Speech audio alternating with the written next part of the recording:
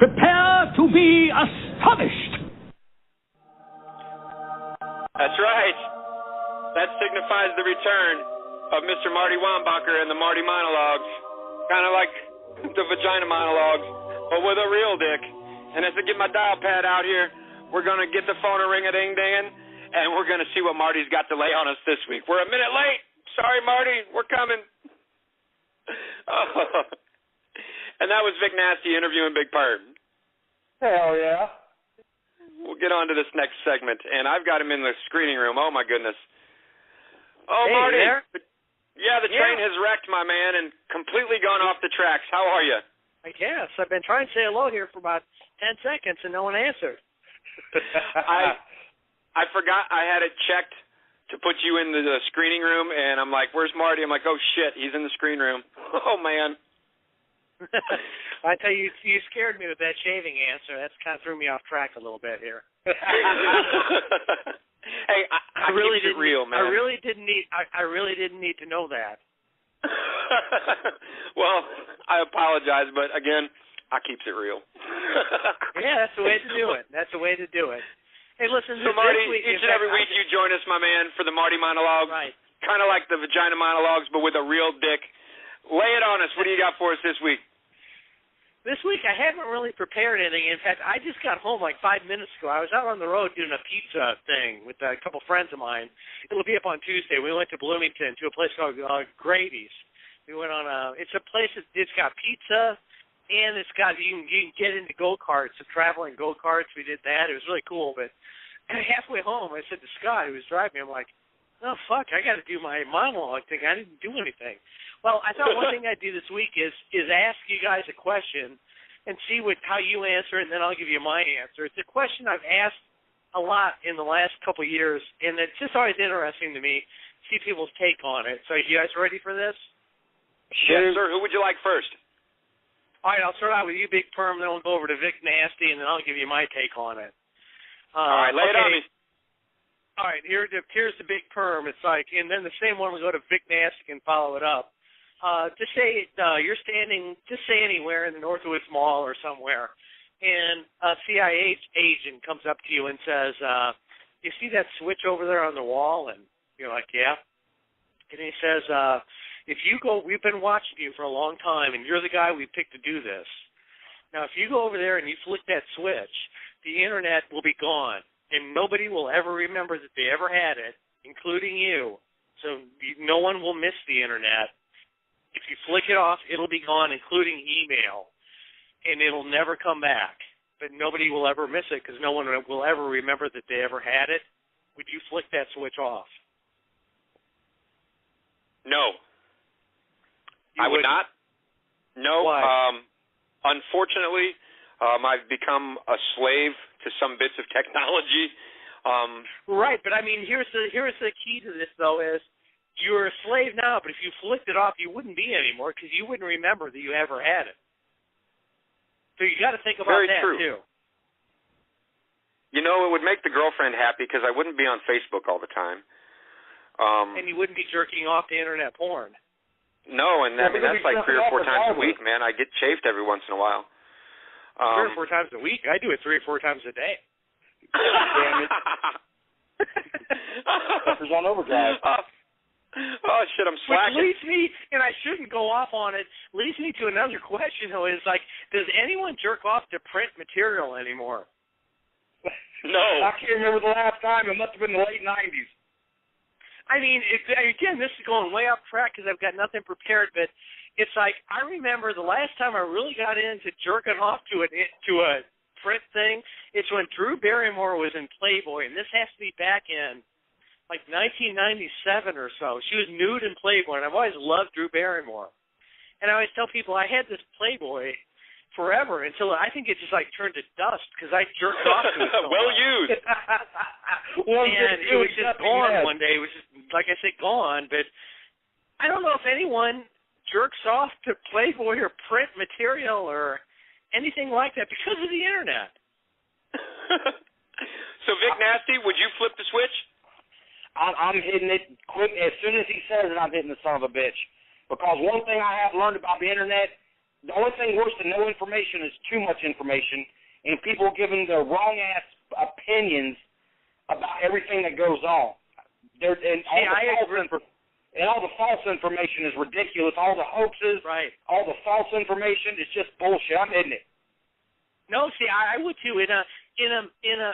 Although I have literally asked this question to hundreds of people, and if you ask it to a younger person, they get pissed off almost if you ask them this. Like, well, of course I wouldn't turn it off. Why would I?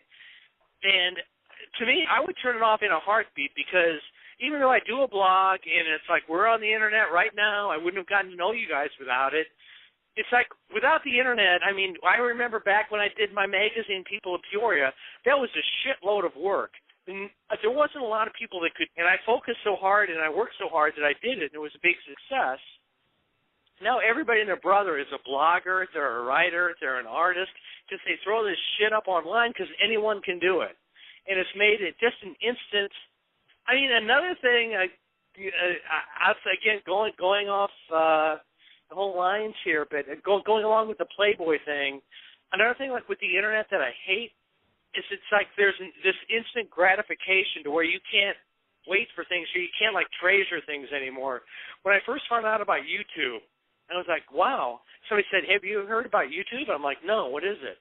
They're like, Jesus, this thing, you can call up any Ed Sullivan show, whatever, and it's on there. And I'm like, you're kidding me. It's going to be great. Well, there was an old Smothers Brothers clip when the Beatles were on there and they did Hey Jude. You'll find it on there. And I remember they announced it the week before they were going to show it. It was a clip from the David Frost show. And they're like, we have this clip of the Beatles singing Hey Jude live. This is like, 1969, whatever that was. Me and my brother were watching this on the Smothers Brothers show. We're like, God, I can't wait to see that. And so we had to wait a whole week.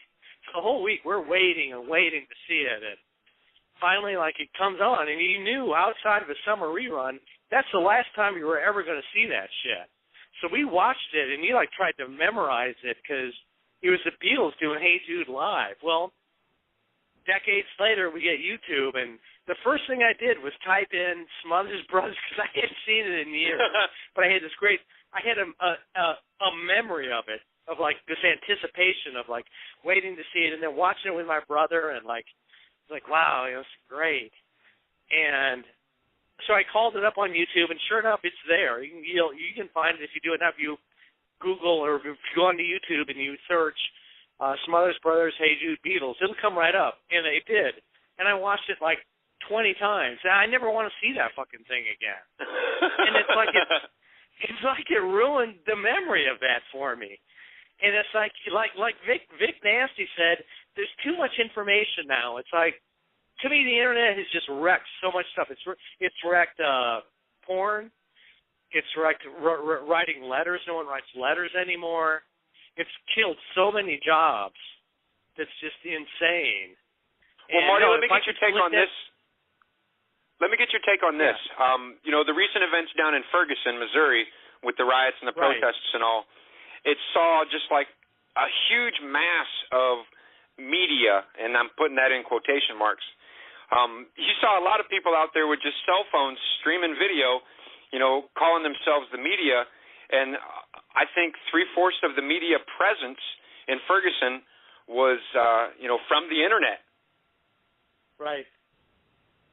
And, as much as, we have the right to cover that, the press has the right to be there and cover that, I mean, it was obvious on quite a few occasions that some of the internet media were just playing in the way of shit. And so, I don't know, I guess I could agree that maybe the internet has spawned something that's not good.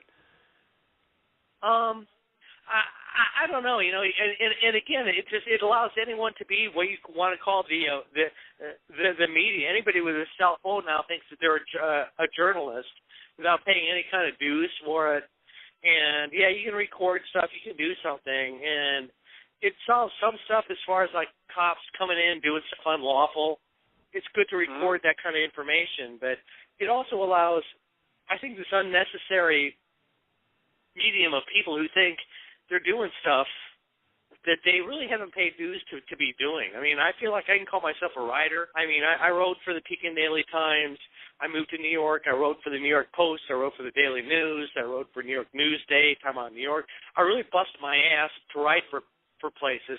Now, anyone that wants to put up some stupid thing on Blogger or whatever thinks that they're a writer, and they're really not. And it's created on the other hand, sense of. However, on the other hand, and I'll play devil's advocate here, the Internet has allowed what I would call Internet journalists, bloggers, what have you, to bring us a lot of information that would otherwise be subverted by the mainstream media. So, I am kind of torn when it comes to that. As Vic mentioned earlier about the hoaxes and a bunch of bullcrap garbage out there, the Internet has provided a link to the people to get some true, honest reporting along with all the hoaxes and the garbage and the bullshit.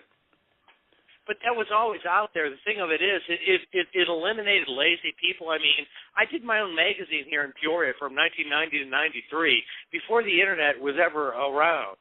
And there was underground newspapers in the 60s, but the difference was it took a shitload of work to do that kind of stuff, to put something out there on print. Tons of man hours. And to get distribution. But no, it was out there, and people could always do it to try and get the information out there.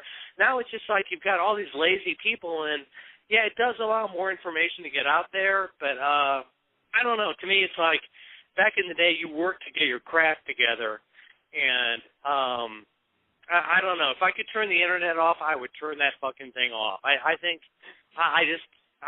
we would be better off without it. Yeah, because, I mean, look, bozos like me and Vic got a radio show now and call ourselves radio hosts. Well, I mean, that's part of it. You guys do a good job. You guys are like one of the plus sides of it. You work hard at it. Man. You're doing good. But, I mean, you do. You hear other stuff out there, people doing podcasts and stuff. And you guys, I think you're doing a great job. And I do think that, like, this medium wasn't available to you. I think you would find a way to get it done some other way. I think you would work hard enough to do it, but a lot of people wouldn't.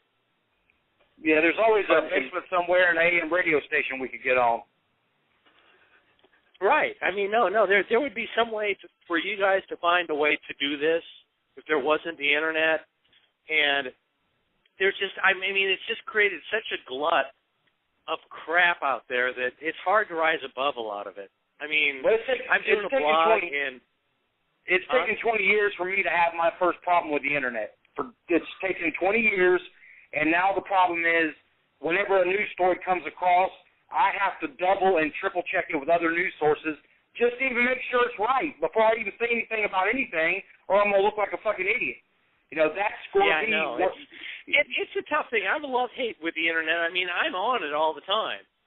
And that's one of the things I hate about the Internet is that I can't walk away from it. People are like, well, you sound like you have to be on it all the time. My thing is, if you're an alcoholic and you got a case of whiskey in your apartment, pretty soon you're going to end up drinking that whiskey. Well, I'm here in my apartment with a computer, and I cannot stay away from the Internet. So that's part of it that makes me want to hate it. Well, Marty, each and every week you join us at 9:30 for the Marty Monologues. And as always, we are honored to have you with us and be a part of this show, and are super excited that you took time tonight. And, I think I kind of like the unprepared Marty, the Marty that just kind of shoots from the hip and lets it ride. Hell yeah. So listen, man, we're at 9:45. We're at quarter till the hour, which means Vic and I need to get on down the road, Marty, and say farewell to you, kind sir. All right, sirs. Thank you. Great talking with you as always. Keep on writing, Marty. I look forward to reading them. Hey, thanks. And once again, it's Mr. Marty Wombacher with the Marty Monologues. Kind of like the real... God, I can't even talk. Kind of like the Vagina Monologues, but with a real dick. You can follow his writing at his wildly popular blog, meanwhilebackinpeoria.com. You can also stalk him on Twitter at Marty Wombacher. Marty, homeboy, thank you so much, man, and you be well and have a great night, homie. Thanks, guys. Great talking to you as always. All right, talk to you next week, man. All right, we'll see you. Thanks. Bye.